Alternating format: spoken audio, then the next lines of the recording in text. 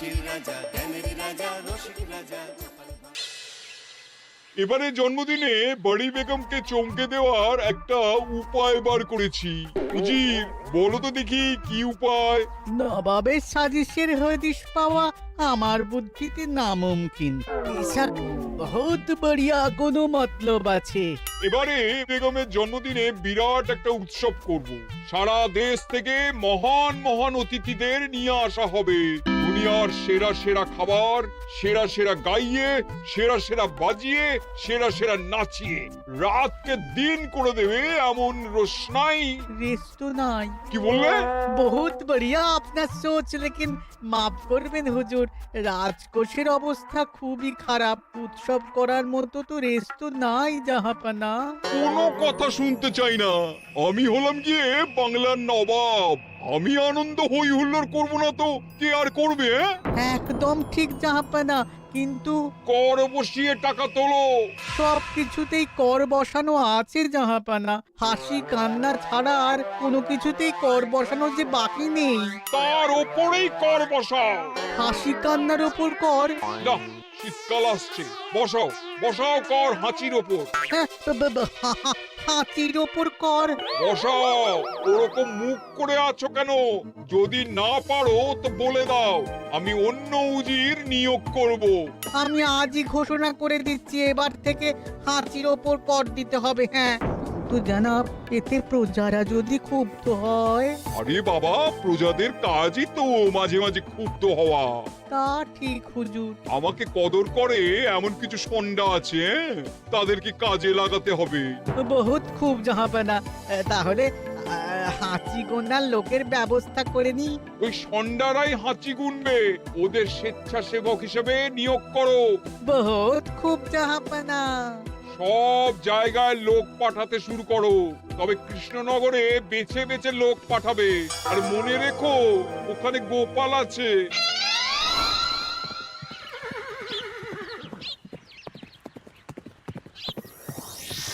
সব জায়গায় কর আদায়কারী পাঠিয়ে দেওয়া হয়েছে জাহাপানা। আপনার কথা মতো তাদের বলে দেওয়া হয়েছে যে আদায় হওয়া করের 10% তাদের বেতন হিসেবে দেওয়া হবে। সুতরাং কর আদায়ে কোনো ঢিলেমি হবে না। বহুত আচ্ছা, বহুত আচ্ছা।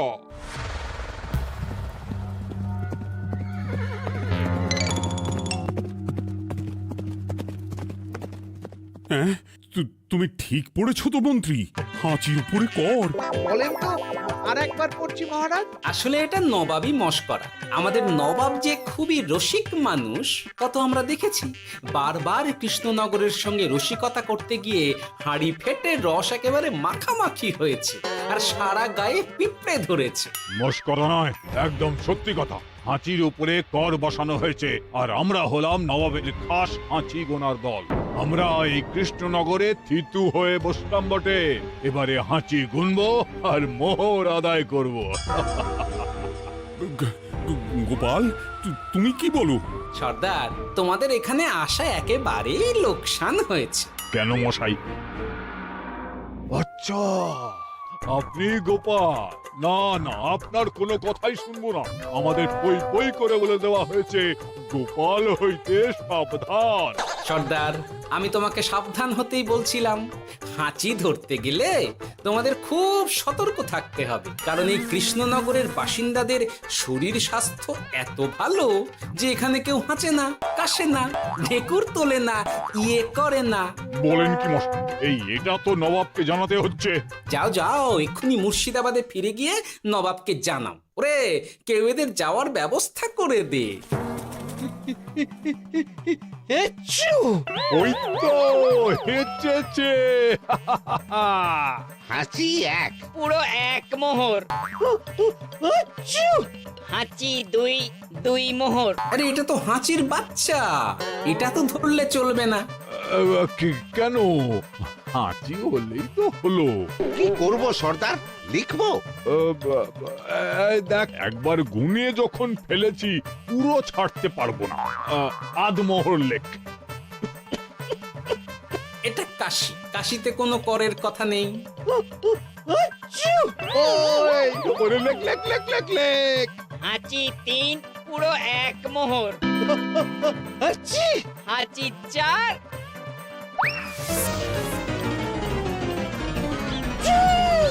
হাঁচি 5 লেখো। হাঁচি 6,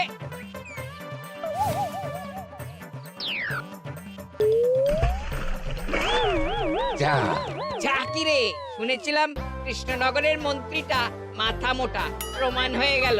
জল থেকে উঠবে যখন ঠান্ডা লেগে হাঁচি তো আরো বাড়বে। জলে বুড়বুড়ি উঠছে, বেটা জলের তলায় তলায় হাঁটছে। হাঁচি 7, এখনো তো ফিরলো না, বেলা গড়িয়ে দুপুর হয়ে গেল।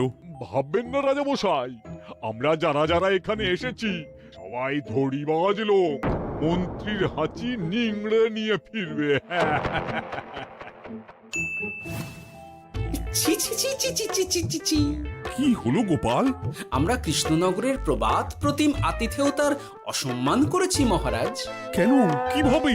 কখন? এখন মহারাজ, এখন এনারা সেই সুদূর মুর্শিদাবাদ থেকে এসেছেন, আর আমরা এতক্ষণ শুধু অন্য কথাই বলে চলেছি, এনাদের আপ্যায়নের ব্যবস্থা করিনি। তাই তো। মহারাজ, আপনি ব্যস্ত হবেন না। এই কে আছো? শোনো, এদের রাজ অতিথিশালাতে থাকার বিশেষ ব্যবস্থা করো। এদের খাবার যাবে মহারাজের পাকশাল থেকে। এদের সব সুবিধে অসুবিধে দেখার জন্য দাস দাসী নিযুক্ত থাকবে। এই চলো হে চলো। আরে দাঁড়াও সর্দার, হ্যাঁ বলুন। তোমাদের তো আবার গোপালের কথা শোনা বারণ। আমার ব্যবস্থায় বোধহয় তোমরা থাকবে না। বাদ দিন তো, আসলে ভয় ছিল আপনার বুদ্ধিকে, আর ভয় নেই। কেমন আগু পিছু বিচার না করেই বলে ফেললেন এখানে কেউ হাঁচে না। বুঝে গেছি, আসলে গোপাল হলো গল্প। চলো হে চলো, ও বড্ড খিদে পেয়েছে।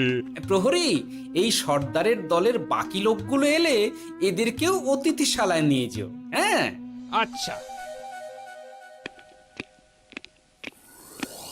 এ কি গোপাল, এই রক্তচোষাগুলোর জন্য তুমি রাজনিবাস আর রাজভোগের ব্যবস্থা করে দিলে? গোপাল কার পক্ষে মহারাজ? এতক্ষণ গোপালের সব কাজ তো কৃষ্ণনগরের বিপক্ষে গেল।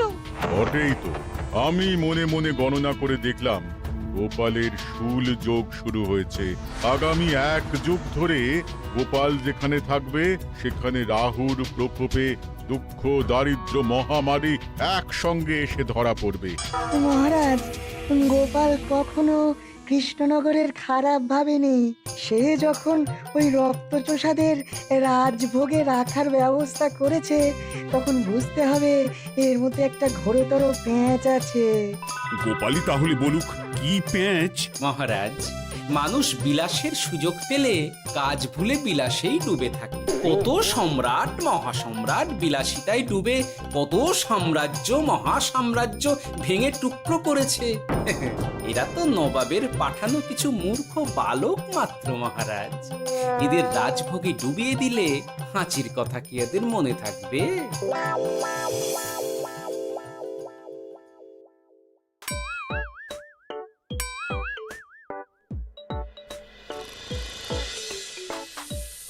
কি ব্যবস্থাপনা সব ঠিক আছে তো? হ্যাঁ হ্যাঁ, খাসা ব্যবস্থা হয়েছে। আপনারা আমাদের অতিথি বলে কথা, আরাম করুন।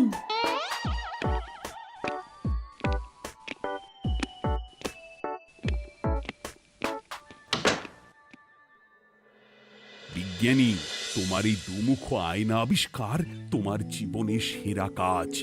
একদিক দিয়ে আয়না, অন্য দিক দিয়ে কাঁচ। কেউ জানতেই পারবে না যে তার উপর নজর রাখা হচ্ছে। অনবদ্য অনবদ্য। মহারাজের জয় হোক। কিন্তু মহারাজ, এই কৃতিত্বের মূল ভাগীদার আমাদের মন্ত্রী। তাই নাকি? হ্যাঁ মহারাজ, মন্ত্রীর দুমুখ কাজকর্ম দেখেই দুমুখ আয়নার কথা আমার মাথায় আসে। মুখ সামলে কথা বলো বিজ্ঞানী। ওরা শুনতে পাচ্ছে। যা চেঁচালেন 20 ইঞ্চির দেওয়াল ভেদ করে ওদিকে চলে যাবে কথা। এই কে যেন কাকে মুখ সামলে কথা বলতে বললো? ওই ওই বাইরে কেউ বলেছে। এই তোমরা সবাই শোনো, অতিথিদের যেন আদর যত্নের ত্রুটি না হয়। আমি আর যাই, কাল সকালে আসবো, কেমন? গোপালকে নিয়ে নবাব আর উজির যেমন ভয় দেখিয়ে দিয়েছিল, গোপাল কিন্তু সেরকম নয়। এই তোরা কি বলিস? না না না না না না, গোপাল একটু ওই হাবা গোবা আছে দাদা। দেখো দেখি কেমন বুক পেতে দিয়েছে। এবার ওদেরই বুকে বসে ওদেরই দাড়ি ওপরাবো। গোপালের জবাব নেই, ঠিক সামলে দিল। মহারাজ, এই প্যাঁচটা আমার মাথাতেই এসেছিল, কিন্তু ওই যে নাকে মাছি ঢুকে গিয়েই সব বরবাদ হয়ে গেল। মহারাজ, এই পরিকল্পনা যদি মন্ত্রীর মাথাতে আগে এসে থাকে, তাহলে এদের মন্ত্রী আমার চেয়ে ভালো করে সামলাতে পারবেন মহারাজ। বটেই তো, এই দায়িত্ব আমি নিলাম মহারাজ।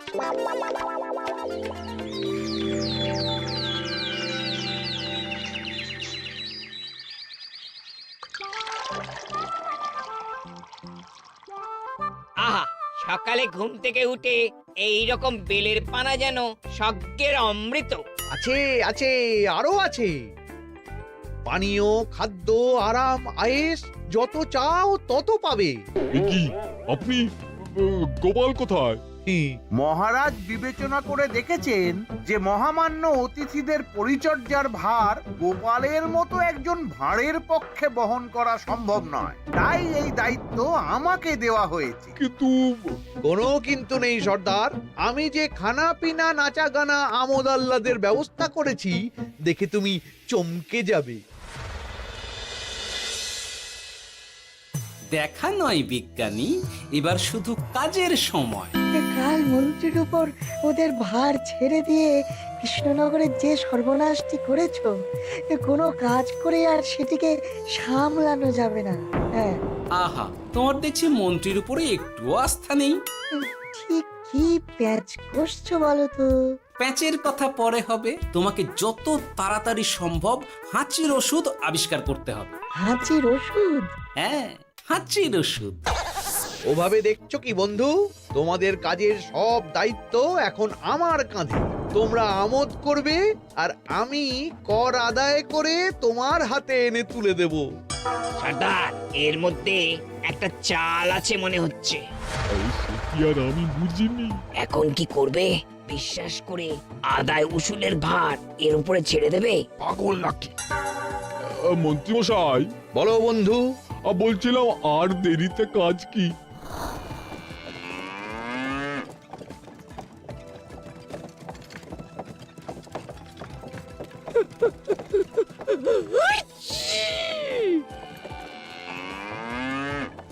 মন্ত্রী, লেখো হাঁচি এক। ওহে, তোমার নাম কি? মন্ত্রেশ্বর হুজুরি আগে। লিখুন মন্ত্রী মশাই, নাম লিখুন। ওহে মন্তেশ্বর, হাঁচি কর, এক মোহর ছাড়ো দেখিনি। হাঁচি দুই। আরে যাও, দৌড়ে গিয়ে দু মোহর আদায় করে আনো। ওরে, তোরা সব কৃষ্ণনগরের কোণে কোণে ছড়িয়ে পড় দেখি, একটা হাঁচিও যেন বাদ না পড়ে। হ্যাঁ,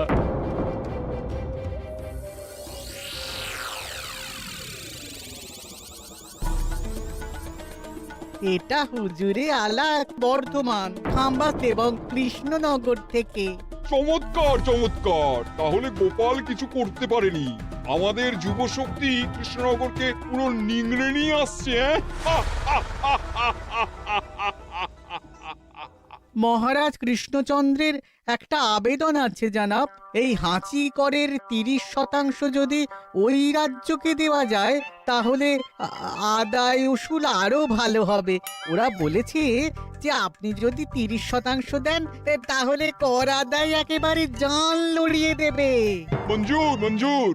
আর একটা আর্জি আছে হুজুর, কৃষ্ণচন্দ্র কদিন বাদে নবাবকে কৃষ্ণনগরে আমন্ত্রণ জানিয়েছে। কেন? কৃষ্ণনগরের নবাব এবং তার উন্নয়ন উপলক্ষে এক মহোৎসব হবে। সেই সঙ্গে শহরে থাকা ইংরেজদের কাছেও নবাবের সৈন্য বলের এবং নবাব ও কৃষ্ণনগরের মধ্যে পারস্পরিক ভ্রাতৃত্বের সম্পর্কের বার্তাও পৌঁছে দেয়া যাবে। নবাবের অধীনস্থ রাজারা নবাবের শত্রু, এই রকম একটা ধারণা থেকে ইংরেজরা ইদানিং বেপরোয়া হয়ে উঠেছে, তাতে লাগাম উঠবে। বহুত খুব, মঞ্জুর মঞ্জুর মঞ্জুর।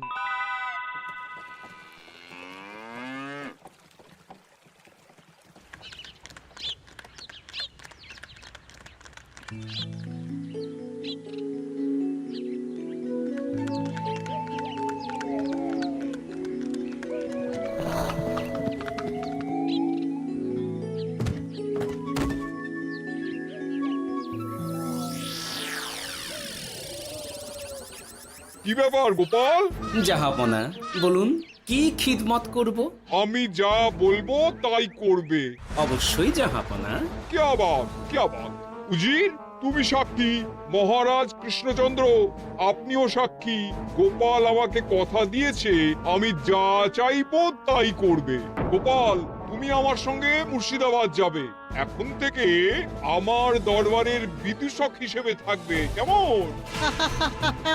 ওরে ওরে ওরে ওরে ওরে, তোরা বাজনা বাজা। এখন থেকে গোপাল আর কৃষ্ণনগরের নয়, গোপাল মুর্শিদাবাদের। চড়ছে বাজা।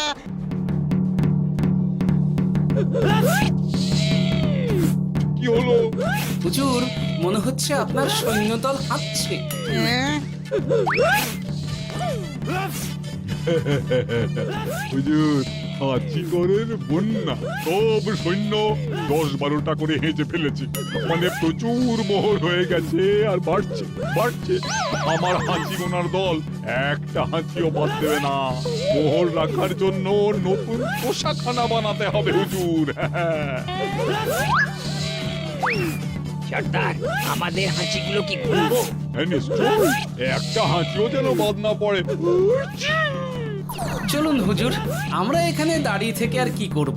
ওরা হাঁচুক আর হাঁচি গুনুক। চলুন নবাব বাহাদুর, আপনার জন্য কৃষ্ণনগরের রাজাতীর্থ অপেক্ষা করছে।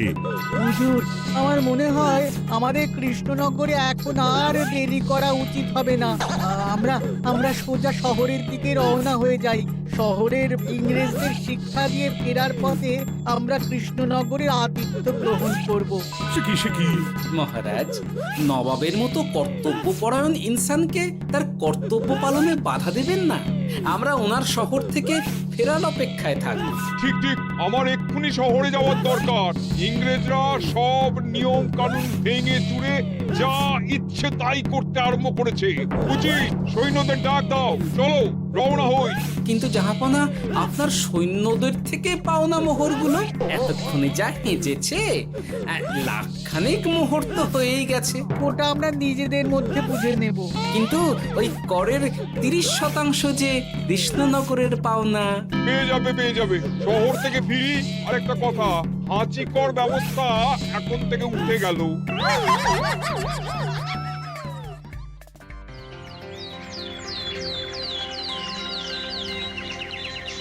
মহারাজ, কিভাবে গোপাল ভাঁড় মহাশয় নবাবের উন্মাদের মতো জারি করা ওই হাঁচিকর থেকে আমাদের সকলকে রক্ষা করেছেন তা আমরা সকলেই জানি। খাম্বাজের তরফ থেকে তাই গোপালকে সামান্য উপহার।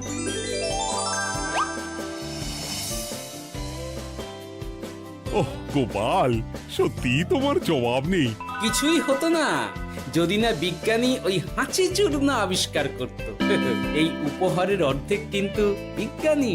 সবই তো বুঝলাম, নবাবকে সৈন্য সহ নিমন্ত্রণ থেকে সৈন্যদলকে হাঁচি চূর্ণ মাখানো, চাঁদোয়ার তলায় ঢোকানো পর্যন্ত। কিন্তু চাঁদোয়া থেকে হাঁচি চূর্ণ ঝরে পড়লো কি করে, সেটাই তো বুঝলাম না। এটা তুমি বলো বিজ্ঞানী। শব্দে বাতাসে কম্পন তৈরি হয়। গোপালের হাততালিতে আমার ঘরের শাড়ি থেকে হাঁচির জন্য ঝরে পড়েছিল। এখানে চাঁদোয়া থেকে ঝরে পড়েছিল বাজনার শব্দে। কি ব্যাপার বিজ্ঞানী, তুমি এখন ছেলে খেলা করছো? হাঁচির ওষুধ হয়ে গেছে। হয়ে গেছে? মূল উপাদান তামাক, গোলমরিচ আর আলকুশির গুঁড়ো। কাজ হবে? হাততালি দাও। হাইচ! কাজ হলো। ব্যাপারটা কি হলো? ওই শাড়িটাতে হাঁচি চূর্ণ মাখানো আছে, তোমার হাততালির শব্দের কম্পনে ঝরে ঝরে পড়েছে। একবার নাকের কাছে এলে পিঁপড়ের থেকে পিশাচ হাঁচতেই হবে, হাঁচতে হবেই হবে। নবাব যদি বাজনা বাজাতে না বলতো। আমাদের বাজনদাররা তৈরি ছিল মহারাজ। যাক, সবই ভালোই ভালোই মিটে গেল। যার শেষ ভালো তার সব ভালো। ব্যাস, এখন শুধু একটাই কাজ বাকি। নবাবের কাছ থেকে করের 30% বাবদ পাওনা মোহর মুর্শিদাবাদে গিয়ে নবাবের কাছ থেকে তুমি নিয়ে আসবে। আচ্ছা মহারাজ।